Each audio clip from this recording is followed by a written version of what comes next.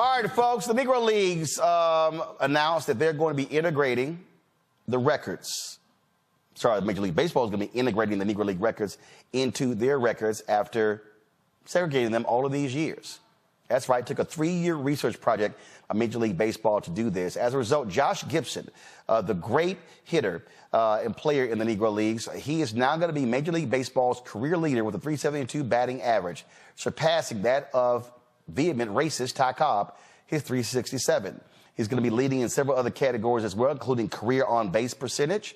That's going to be another one he'll be topping. And other Negro players will be also career slugging. Other Negro players are going to have their records also recognized. Josh's grandson, Sean Gibson, joins us right now.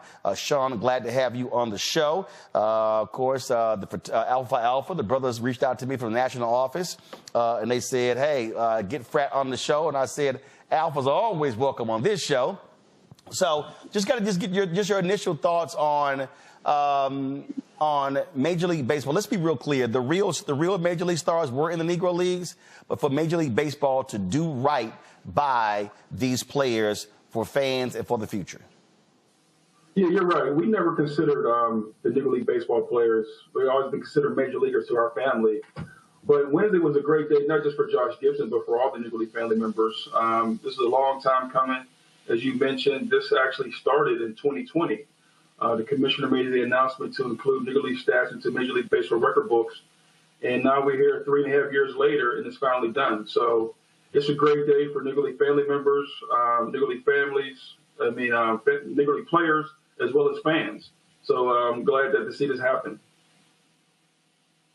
And for so many people, and I've said for years and told folks, listen, they called the Major Leagues, but the Negro Leagues, they were not minor. Because when you look at the MVPs after Jackie Robinson came in 1947, the Negro League players won that almost every single year. They were the most talented players. And in fact, the records also show when the Negro League teams play the Major League teams, they beat them more than any other time. Yeah, you're right. I mean, you look at the ones who made it to the majors. You're looking at Willie Mays, who played with the Birmingham Bears, Hank Aaron. Of course, the biggest name of all, Jackie Robinson. You know, you mentioned those players came from the Negro League, and they were some of the most famous names in Major League Baseball.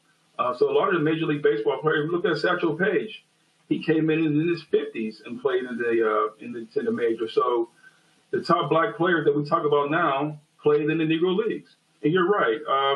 Some of the greatest baseball players that ever come into the majors came from the Negro Leagues, and now they're finally being recognized. It's unfortunate, though, that these records are coming down because, of course, most of the players are gone.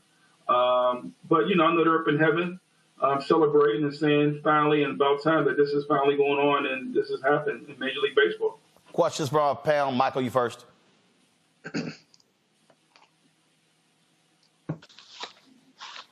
Okay. Hey, thanks for coming on and sharing this information with us. Can you talk about the gentleman's agreement going back to 1887 that actually banned African-American players from Major League Baseball, because you did have African-American players before 1887. Can you talk about that some, please? Yeah, for sure. Yeah, you're right. With this ban, you know, we all know who's the famous first baseball player, Moses Fleetwood Walker, right? And we all know he was the most famous in the early 1800s. But again, with segregation going on, it just has that time that happened that they wouldn't allow nobody else, you know. And I'm pretty sure Moses was probably, one of the dominant players back then. And they knew that African-American players can play this game either with the white players or even better. And it was said that, they stopped it back then. But as we all know, Kennesaw Mountain Landis, who was the commissioner of Major League Baseball, denied over 3,400 African-Americans to participate in the Major Leagues.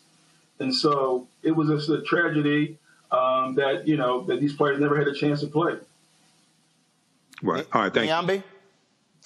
So how do you think this might maybe bring black kids back to the sport? My nephew played baseball, but I think part of that, I know so many people like my grandparents and others who loved baseball, and it was no small part because of black players, but that representation has been lost, gone. The greatness of these black players has been largely held up by black communities. So what do you think this may mean for black kids' interest and desire to play baseball?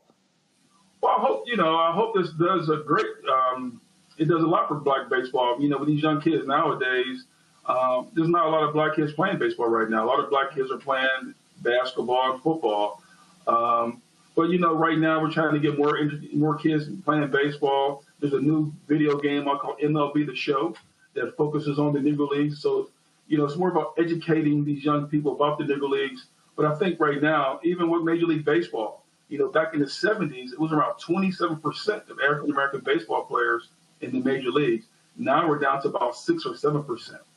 And so, RBI programs and, like you said, your local communities having teams within inner city, hopefully this will bring back the game. But also, I think now when you Google who is one of the top players in Major League Baseball, you're going to see people of color who look like them. They've taken the place of the Ty Cobbs and the Babe Ruths. So hopefully now our young people can understand that, learn the history of the game and also play the game can also be a great part of the game with these young people for today.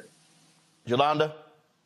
So I think it's about damn time that Major League Baseball recognizes black players. But here's the truth. Whenever we go into white spaces, we dominate.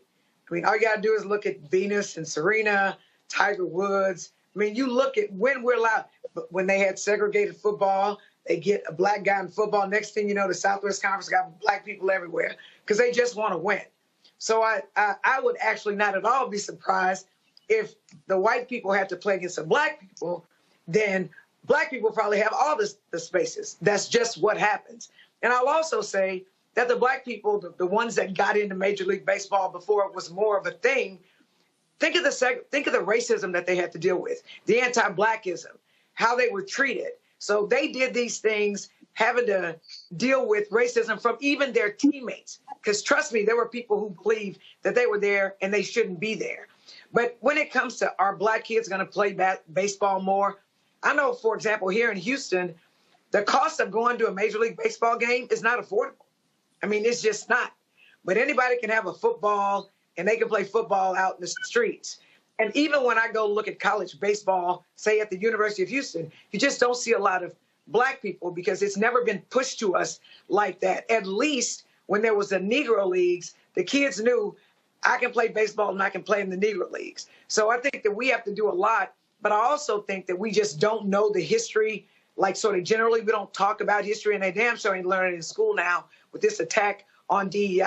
So I think it's going to take a lot from our community in order for us to get black kids to appreciate baseball and to play baseball, is what I think.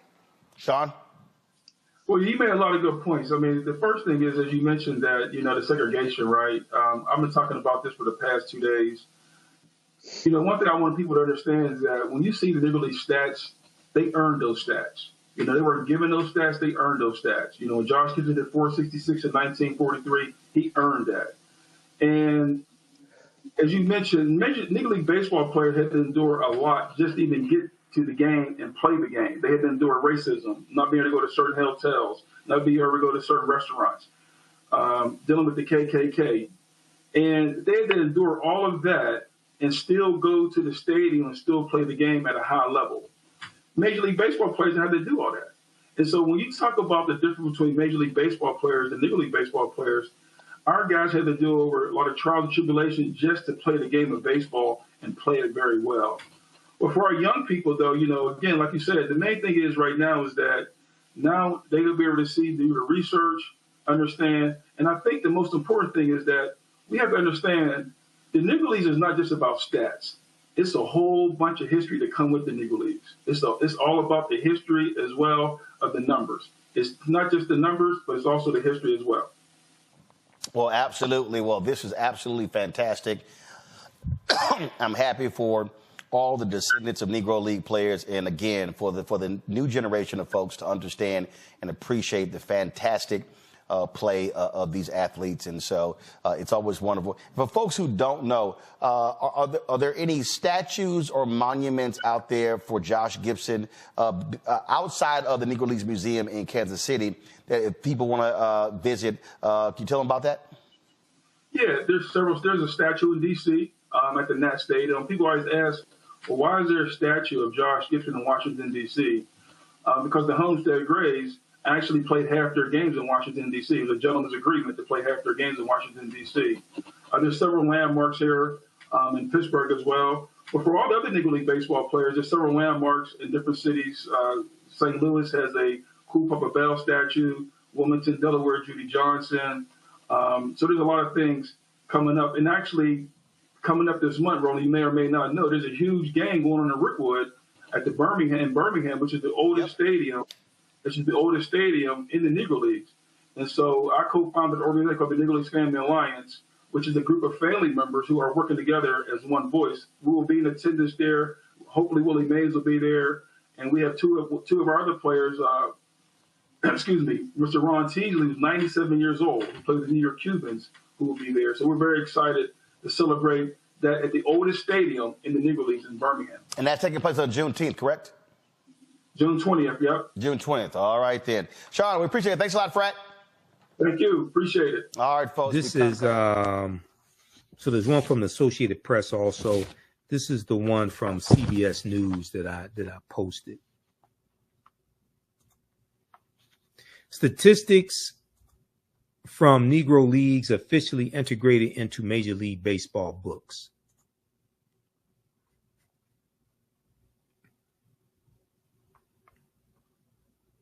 Just a second, let's flip over to this. Statistics from Negro Leagues officially integrated into Major League Baseball books, Major League Baseball record books. This is from May 29th, 2024, May 29th, 2024.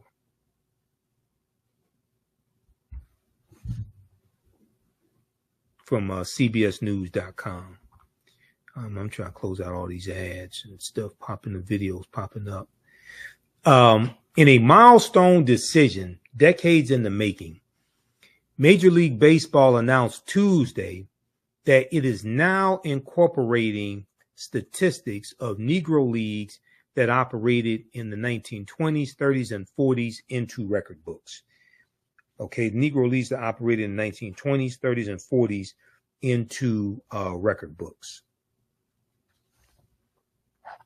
This initiative is focused on ensuring that future generations of fans have access to the statistics and milestones of all of those who made the Negro Leagues possible, Major League Baseball Commissioner Rob Manfred said in a statement provided to the Associated Press. Black players were barred from Major League Baseball until Jackie Robinson broke the league's color barrier in 1947 when he joined the Brooklyn Dodgers. That breakthrough ultimately led to the Negro Leagues ending play in 1960. Quote, their accomplishments on the field will be a gateway to broader learning about this triumph in American history and the path that led to Jackie Robinson's 1947 Dodger debut. Rob Manfred said in his statement. Now, in 2020, in the wake of America's reckoning with racial injustice following the murder of George Floyd, Major League Baseball announced that it was elevating 7 Negro Leagues that operated from 1920 to 1948 to Major League status, a move at the time meant approximately 3,400 players in those Negro Leagues could be recognized by Major League Baseball for their on-field achievements. Wednesday's announcement, however, will take that a step further. The immediate impact of the incorporation will see Josh Gibson, one of baseball's greatest players, take multiple records from the likes of Ty Cobb and Babe Ruth per CBS Sports. Here's Josh Gibson.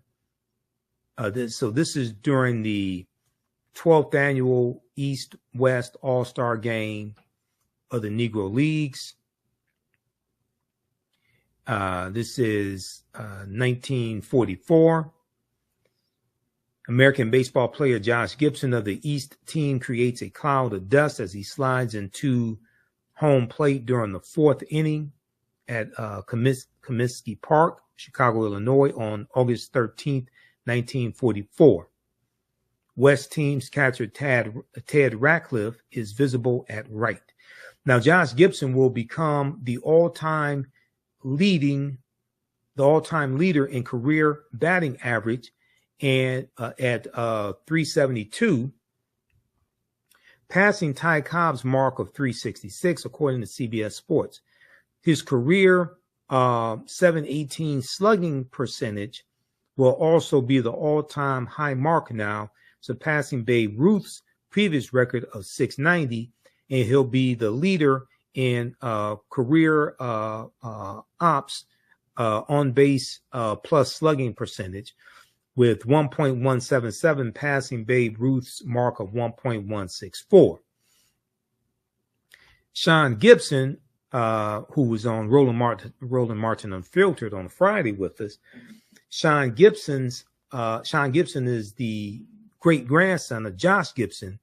He told USA Today in a statement on Tuesday, when you hear Josh Gibson's name, now it's not just that he was the greatest player in the Negro Leagues, but one of the greatest of all time.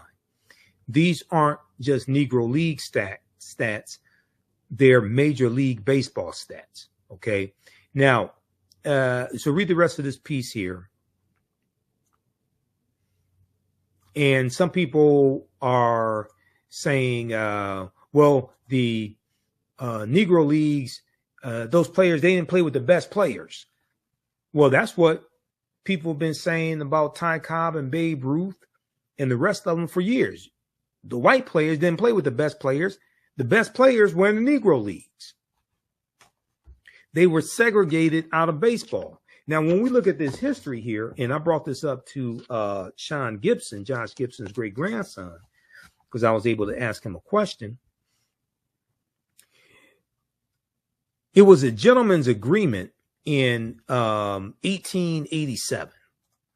It was a gentleman's agreement that banned African-American players from being signed to contracts, new African-American players from being signed to contracts in Major League Baseball.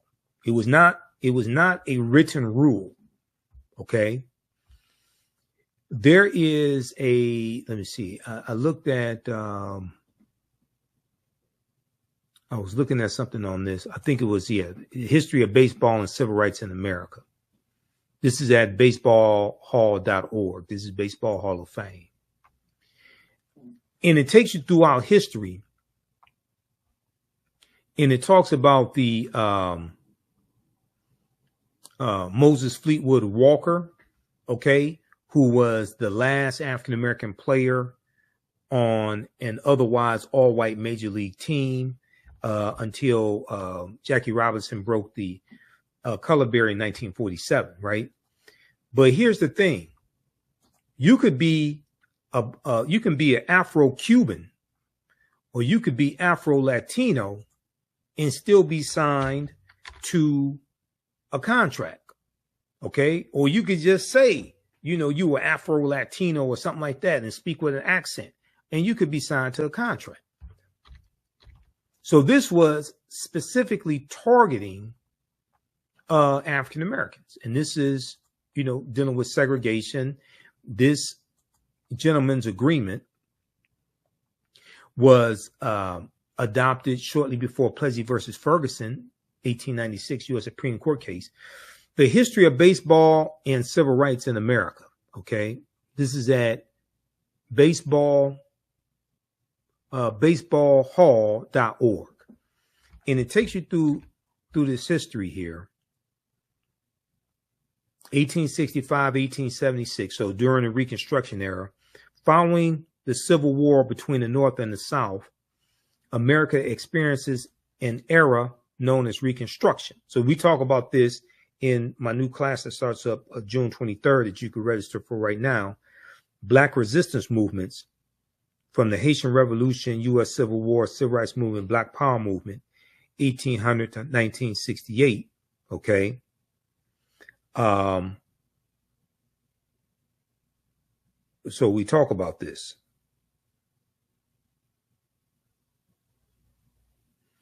All right, now,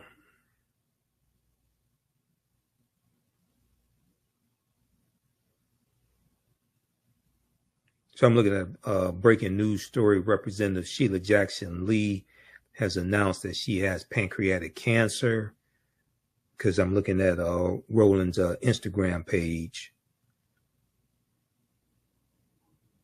Okay, she announces she has pancreatic cancer. Okay. And she has released a statement. All right. So we're praying that she beats that.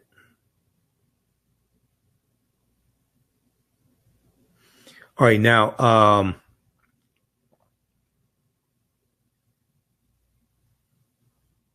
1878, long before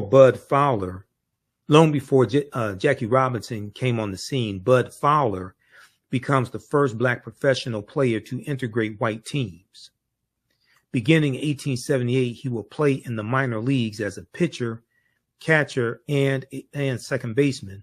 Although Fowler, born in Fort Plain, a small town in upstate New York, he moved to Cooperstown, future site of the Hall of Fame, as a young boy. 1884, Moses Fleetwood Walker becomes the last black baseball player on an otherwise all-white major league team. Until Jackie Robinson in 1947. 1887, black players like Moses Fleetwood Walker would soon lose their place in baseball. In 1887,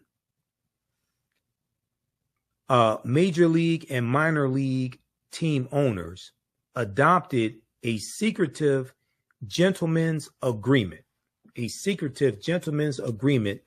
or unwritten rule that said that no new contracts will be given to black ball players.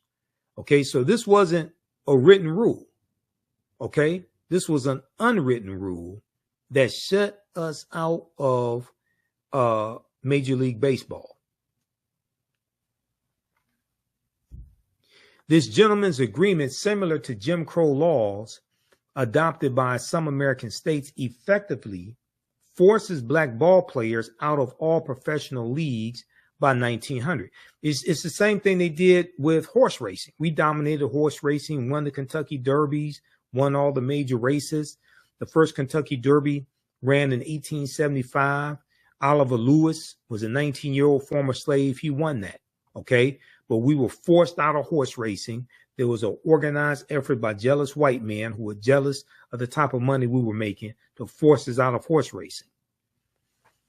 1896 U.S. Supreme Court case, Plessy versus Ferguson, rules that segregation by law is legal and advances the notion of separate but equal. This kind of segregation is known as de jure segregation, by law segregation. But in examining images of segregated water fountains, job advertisements that excluded African-American applicants, and even soda machines that prevented African-Americans from making purchases, this notion of quote-unquote equal access and opportunity is proven to be false. Okay, so read the rest of this here. Then they go into the beginning of the Great Migration and World War I, and U.S. involvement in World War I starting in 1917. The history of baseball and civil rights in America. Visit our website, AfricanHistoryNetwork.com, AfricanHistoryNetwork.com. Scroll down, we have my new Juneteenth lecture there. It's a 3-hour lecture. If you register for this class, you're going to get the Juneteenth lecture in digital download format, okay? But you can order it in DVD or digital download format. You can register for the first class I teach, Ancient Kemet, the Moors, and the Ma'afa, Understand the Transatlantic Slave Trade, what they didn't teach you in school. Now, we do the sessions live. All the sessions are archived and recorded.